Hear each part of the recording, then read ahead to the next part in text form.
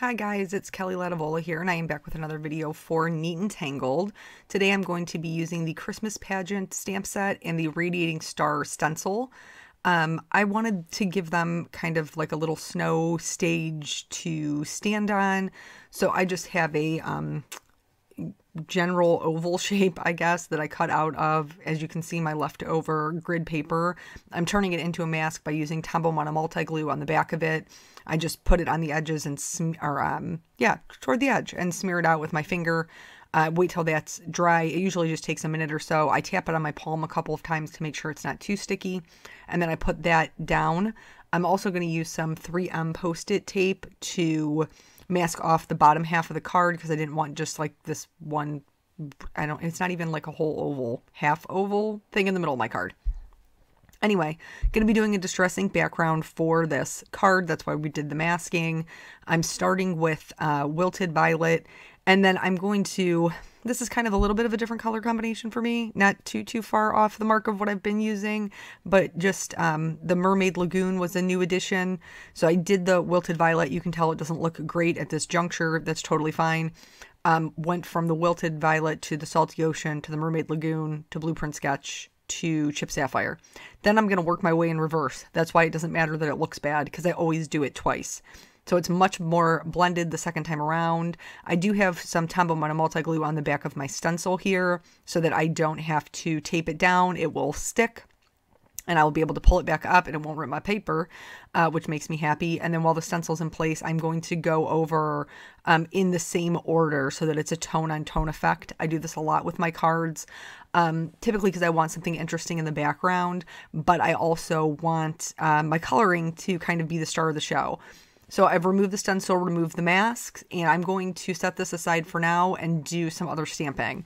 For the Christmas pageant, there's also coordinating dies, which I'm going to be using today. I'm stamping this on Nina 80-pound solar white cardstock. That's also what the distressing panel is made out of.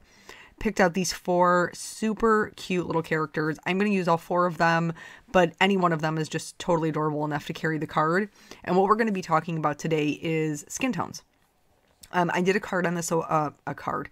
Did I do it? Yeah, that would be the right verbiage, Kelly. I did a card on this a while back, where we just talked about some skin tones, and it was on my own personal channel. I wanted to share it here as well, since I think it's just something that we all get caught in. My son is going to be, he's 4, he's in preschool, and he's going to be in a Christmas pageant 2 weeks from now, which I'm terrified for, but we'll get to that in a minute.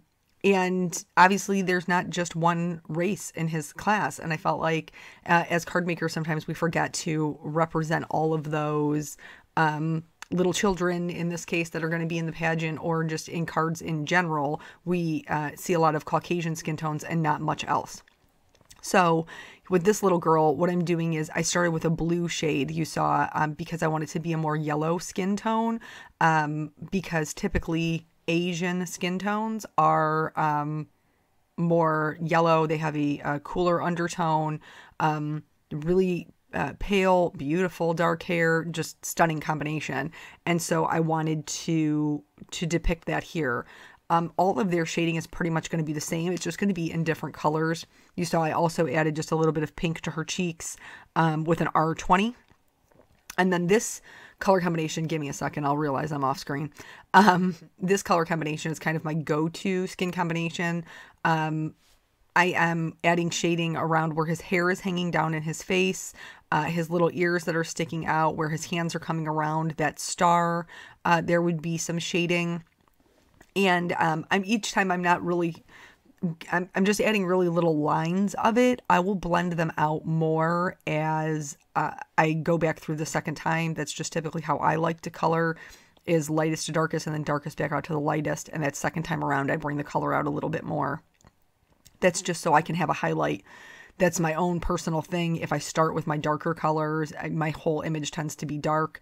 So I've just learned that this is what works for me. If you have more self-control than I do, and you will still be able to conserve your highlight, then you can color it. Just, there's no right or wrong way, guys. Just do whatever works for you. So for this little girl, I wanted to go with a slightly darker skin tone, maybe more Hispanic or Latino, Middle Eastern. She reminds me, this little sweetheart reminds me a lot of my girlfriend Wida. Her skin tone, which is beautiful, and I actually colored her hair very similar to Wida's. I guess I must have had her on my mind, probably because I haven't seen her in so long. But you know, life basically means you don't get to see your friends. I saw a little meme on Facebook that says being an adult is basically just telling your friends we should get together soon over and over again until one of you dies. And I was like, that's so accurate. That's just, I do that all the time. But anyway, so again, the shading is going to be the same thing here. Her hair is hanging over her face, so it'll be darker. On her arms, because they're closer to her body, there would be more shading there. On her legs, it's going to be the inside that will see less light. So that's where I'm going to be adding my shading. And I'm just kind of moving right along here through this color scheme. So for the first little girl, I'm really just changing 1 or 2 colors each time. For this one, I actually did change quite a few, but I did keep the E11. For this little boy, I wanted to make him African-American, more dark-skinned. And it's super easy to do, guys. It's the same process each and every time. It just depends on what colors you're picking. So for this one, I actually only picked 3 colors because there's so little of him to color. He's just all curled up in there in this like little Santa costume, or snowman costume. He's not Santa, he's a snowman. What's happening? But he's just totally cute, but still shading where his hair is hanging over his face. In this case, he has that scarf that's kind of up over the bottom of his chin. There'll be shading there. Where his costume is hanging over his legs, more shading. And then just blending that out with the lightest marker. And then I'm going to move on to their hair.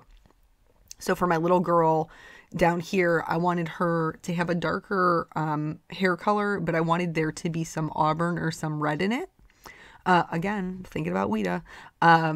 So I started with a E16, or I'm sorry, an E18, which is actually the darkest color in her skin tone. I am totally repeating it. It's going to be the lightest color in my hair combination. For the rest of her hair, I'm using the same colors I used for the little snowman's skin tone. So you don't have to necessarily own a ton of markers to do something like this. You just have to be kind of smart about how you use them. Each color combination will be different based on how much you add. So if you're really light-handed with your darks, it's going to be a lighter color. If you're heavy-handed with your darks, it's going to be a darker color. So you can kind of mix it up based on what you have available in your Copic collection. I know a lot of people feel like they need to own them all. I color with Copics pretty much for every card that I make, and I don't own them all. So, you know, get the colors that you feel like are going to work best for you. Anyway, back to this hair. I'm not even talking about the hair, which I probably don't even need to because you're going to watch it again when we do the other little girl's hair. For this little boy, I did want his hair to be darker. Typically, the black hair is pretty common with dark skin tones, but I did want there to be kind of an undertone. So I'm picking a very bright B color, a blue. And it's probably terrifying right now, but you're not even going to be able to see it. It's just going to be like this little hint in the background.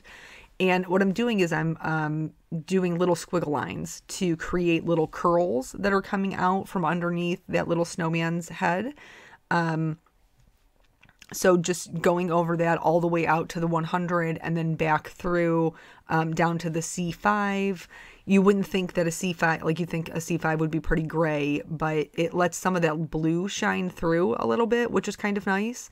And I'm going to do the same color combination for this young lady's hair, again, starting with the blue. So I'm using just the tip of my marker, very light pressure, just doing flicks of color.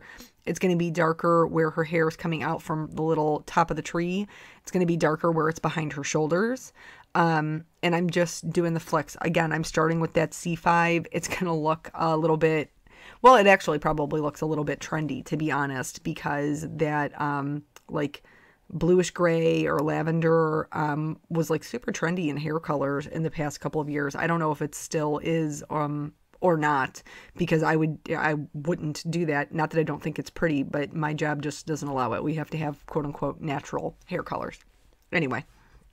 Doing the same thing for each color. I am, again, leaving a very large highlight. I'm not going to keep this large of a highlight at the end.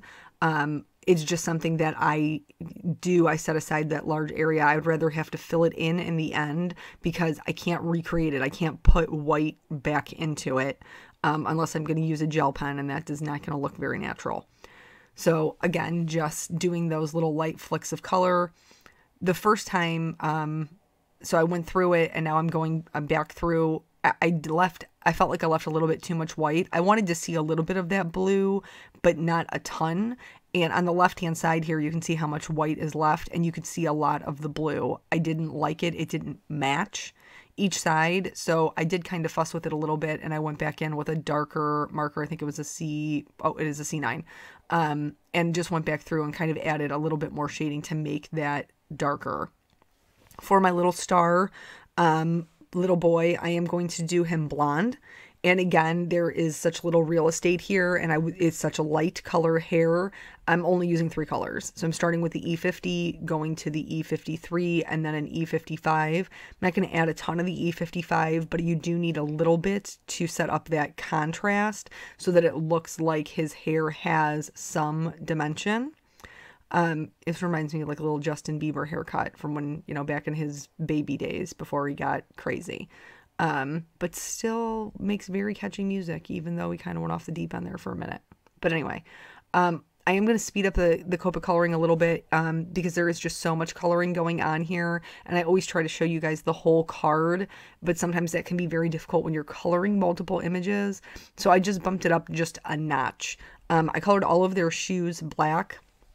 Typically, I'm starting with the C5 and then adding some shading with the C7. And I always like to add a little bit of true black when they're black. I'm also adding, doing some that are like a darker gray. So just a C5 and a C7. For each shoe, it's going to be more shading on the inside. I try to leave the toes of the shoes a little bit lighter as if they were catching some of the light. And then here I'm going to color his little top hat black. If you want an object to be shiny, like really look like it's shiny, you need to leave a little bit of white, a little bit of a white highlight. I know that it's kind of scary and you feel like it doesn't blend great, but in order for it to look like it has some shine, like it's catching a real glare of light, you need to have that white in the middle. So I'm adding shading to the left and the right sides, and I'm going to leave my shine highlight kind of in the center-ish part of the hat. And then I'm also going to use the same colors. I'm not going to go out as dark for the top of the ornament here because I wanted that to look metallic, like it was shiny. So for this one, I'm going to use the C1, C3, and C5, and again, leave that white highlight in the center there so it looks like it is catching light from a real light source. I'm also going to use these same C markers to shade my little snowman. I don't necessarily love, I love the cool grays for coloring things white, but sometimes it can look a little bit flat, especially when all of these other little pageant kids are going to have so much color. So I'm going to do the majority of the shading with, again, that C1, C3, C5. But then I'm going to go in and just kind of coat it all with a B_0 just to give it a little bit of pigment. So I told you before that my son has a Christmas pageant coming up. If you subscribe to my channel, you probably already heard the story about how his Thanksgiving pageant went. If you did not hear that, I encourage you to go check it out. It was a very funny story. But my kid is very, very shy, and I have no idea. Like, they haven't sent anything home that says like he has a specific part. So I don't know if they're just going to be doing like group singing, but the long and the short of the other story is he basically did not participate. He didn't participate in the singing and dancing for the Thanksgiving show. So I will be interested to see how he does with the Christmas pageant. He just really doesn't like a bunch of people looking at him, and he comes by it natural because I don't either. So for the yellow star, I'm adding the majority of the shading around his head because if he was sticking his head through this giant star, which is super cute, it would be darker around where his head is. So just kind of blending that out to the edges. I'm going to use these same yellow colors to color the star and a couple of ornaments on her little tree outfit. And really, I just, filled them in and then added just a wee bit of shading on the bottom and then went back over it with my lightest color to blend it out. The greens that I chose here are more of a blue-based. I did start with a yellow green because I love a YG03. I don't know what it is about that color, but pretty much any green combination I'm doing, I'm like, let's start with a YG03 and build from there. So I'm filling in her entire outfit because I imagine if I was dressing my child to be a Christmas tree, I'd probably put a green shirt underneath his outfit. That's just how I foresee that as a mama. I am adding some shading to her arms, like where her armpits would be and the underneath of her arms, because that shirt is not actually part of the tree. That tree outfit is clearly a separate piece. I'm also adding shading to the left and right hand side of the tree, but I'm being very careful to leave a lighter edge on each kind of section of the tree. I'm not bringing my shading down as far every time, except for on the top, like the top of the Christmas tree, that I'm doing both sides, left and right, pretty much exactly the same. As I go back through the second time, I'm going to start spreading out that color into the middle. But again, I'm leaving that lighter edge on the bottom, and that's going to help make it look more dimensional. It's really hard to color around things, guys. You can see there in the center, I totally colored over that little ornament. It is difficult to color around items, so give yourself some grace. If you're filling in stuff, that's what the colorless blender's for. Make sure you have that on hand. You can pretty much pick up just about anything. Sometimes you might have to color it a wee bit darker than you originally envisioned it, but there's a way to fix it. Don't stress over it. I colored the middle section of the little ornament girl with that same green, and I did the same thing. I added shading to the left and the right. You'll see it here now when we do the violets. The reason I chose to do the violets is because, first and foremost, color composition, that lime green and the bright yellow are all going to be complementary to purple. So there's no reason not to add a violet in here. Second of all, I have it in my, if you remember, 15 minutes ago when we made that distress ink background, there is violet in my sky. And so those will, again, be complementary to one another. So the last real quote-unquote color I'm going to use is red. I cannot make a Christmas card without throwing some red in there, right? I thought that the red would be just a nice little pop of color for my little snowman, adding shading to the left and the right side, except for the part of the scarf that is hanging down. Anytime an object lays over another object, that's where you're going to have your shading for the most part, and there wasn't enough real estate to do multiple kinds of shading, so I just opted to go with the one I thought would make the most sense, which is a cast shadow, and I stuck with that. Colored, again, the bottom of the ornament the same way, using the same red colors. For this guy's little pants, I wanted a neutral. I was running out of colors. I was running out of colors to do. I didn't want to color his pants black because his shoes were already black, so I decided to just color them gray. I colored the whole thing with a C1, adding shading underneath his shirt and then on his inseam as well as behind his little cuffs with the C3 and the C5. I can't stop myself in adding the detail because I've committed to this card, this crazy card. And so I'm adding just some little details on his scarf, like some cross hatching. I put some polka dots on my little ornament and highlights on the ornaments on the tree. I think I added some I added some stripes to the little star. And then I outlined everything. And if you're going to outline any of your images, then please do that before you cut them out. Now you'll notice here I'm using micro pour tape. I went to my local grocery store and I was like, Jennifer McGuire always used micro pour tape and I'm really sick of my washi tape just always ripping on me. So I'll just pick up some micro pour tape.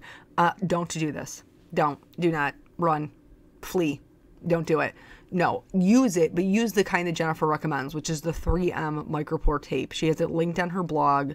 Please go use that because this one was horrific. You can see it left just all of this adhesive all over my images, and most of these stickers are right over these kids' faces. I tried everything I could think of. I tried using my embossing buddy bag to take the stick away. I tried using alcohol. I mean, because at that point I was like, I'm already in trouble. I might as well just see if I can get it up. I tried using alcohol. It didn't work. And you'll see that I now have cut these out again with washi tape because I recolored every single one of these. Let me repeat that. I recolored every single one of those children.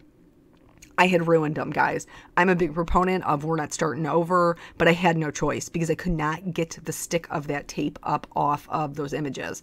And it just was what it was. You know, sometimes thank God I like coloring because I was coloring for a long time. So I wanted to heat emboss the sentiment. I hit it with my embossing buddy. It actually worked for this, you know, because that's its job. And then stamped in Versamark, I am going to use some Simon Says Stamp White embossing powder to heat set the sentiment. I love this. I think this will be such a cute card for his teachers since they are doing their little Christmas pageant. It says, Merry Christmas to all and to all a good night. I just thought it was super cute. I am adhering my little Christmas tree lady girl in the background flat, and then I'm going to pop up the other characters on some Scotch foam tape in front of her. It was really the only way I could get them all on the card was I had to kind of stagger them, which is fine. No big deal. I did want to add some ground underneath them, and I couldn't really do that until I had them adhered. So I'm using my C markers to go ahead and do that. I apologize, I didn't zoom back in. I didn't even think about it, to be honest. But I'm coloring the shadows the same way I colored my snowman. So using the C's, and then I'm blending them kind of all out with that B quadruple zero, just to give it a little bit of a hint of color. When I first started buying my Copics, I never ever bought light colors because I didn't really think I needed them. But they are really helpful to have for certain things.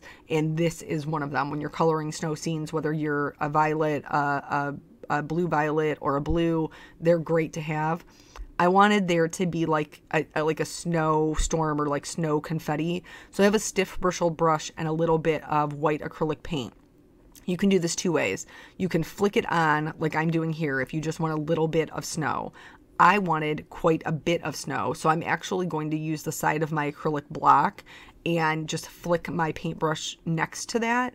And I went right over my characters, the whole deal, because I wanted it to look like it was snowing. If you get some large blotches, just, you know, dab them up with your finger or a paper towel. When they dry, it really does kind of, if it's not a strong color, it blends into the background, so it creates a really multi-dimensional look, which I like. I put some clear wink Castella on everything I could think of, and then for the ornaments and the star, I did some stickles. While I had it out, I figured I might as well put it on everything, and then I just dotted that into the background so that my snowstorm also has some glitter. The last thing that I'm going to do, just to accent that sentiment, is use some white Nouveau drops just to fill in that space. And then that is the whole card. You guys made it all the way through. Thank you so much for joining me, and I will catch you on the next video. Bye.